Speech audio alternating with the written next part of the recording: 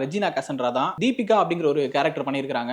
அவங்களோட look, appearance, performance எல்லாமே ரொம்ப ரொம்ப அற்புதமா இருந்துச்சு. நம்ம ட்ரெய்லர்ல ஒரு சின்ன ஷாட்ல பார்த்திருப்போம். சிரிப்பாங்க, ரொம்ப அழகா கியூட்டா இருப்பாங்க. ஒரு சின்ன டெவில் தன்மை அதுக்குள்ள இருக்கிற மாதிரி இருக்கும். அந்த மாதிரியான ஒரு கேரக்டர் தான். பிரெடிக்டே பண்ண முடியாத ஒரு கேரக்டர். அதை வந்து எக்ஸலென்ட்டா ஹோல்ட் பண்ணியிருக்காங்க. அதே போல அர்ஜுன் சாருமே ரொம்ப ரொம்ப பெர்ஃபெக்ட்டான ஒரு காஸ்டிங். ஆல்ரெடி நம்ம மங்காத்தாலுமே பார்த்திருந்தோம்னாலும் இந்த படத்துல இன்னும் ஃப்ரெஷ்ஷாவே இருந்துச்சு இவங்க ரெண்டு பேரை பார்க்கும்போது. அவரோட கேரக்டருக்குமே நிறைய டைமென்ஷன்ஸ் இருக்கிற மாதிரி தான் இருந்துச்சு. அதையுமே ரொம்ப அழகா கேரி பண்ணியிருக்காரு. அடுத்ததா த்ரிஷா, இவங்களோட ஸ்கிரீன் டைம் கொஞ்சம் கம்மியா இருந்தாலும் அந்த டைம்குள்ள வந்து ரொம்ப அழகான ஒரு பிரசன்ஸ் கொடுத்திருக்காங்க.